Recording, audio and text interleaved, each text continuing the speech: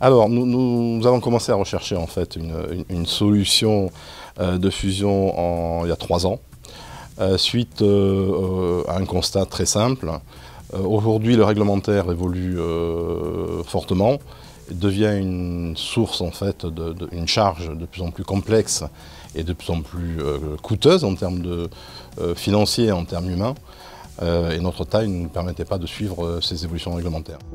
Le deuxième point concerne le conseil d'administration. De plus en plus de soucis pour trouver des administrateurs.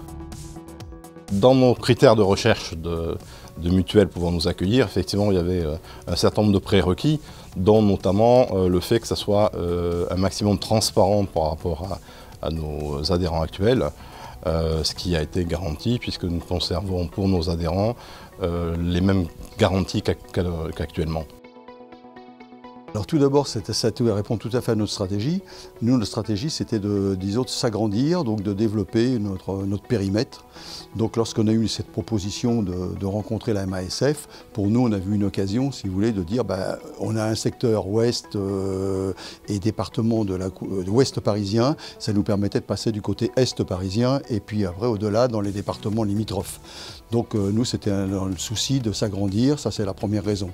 La deuxième raison, on s'est dit, on est une petite mutuelle, il n'y a pas de raison, il faut que maintenant, il y a longtemps qu'on n'a pas trouvé de partenaire, il faut que maintenant on trouve un nouveau partenaire et que, disons, on puisse commencer avec la MASF et éventuellement continuer, parce qu'on pense qu'en prenant la MASF et de la façon dont ça s'est passé avec eux, on pourra peut-être atteindre d'autres petites mutuelles qui sont dans les mêmes dispositions que la MASF, c'est-à-dire qui ont des problèmes dus aux contraintes réglementaires, dus aux contraintes législatives, aux contraintes financières aussi, il faut se le dire.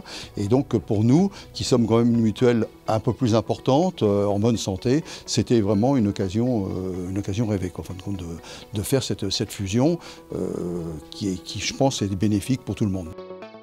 Pour les adhérents de la MASF, ça ne changera rien, de toute façon, puisqu'ils gardent leur garantie. Donc dans les accords, il était prévu que les 2 gammes qu'ils avaient, elles restaient. Donc chez nous, ça constitue ce qu'on appelle une gamme fermée. Donc on continue à faire les mêmes prestations qu'ils avaient.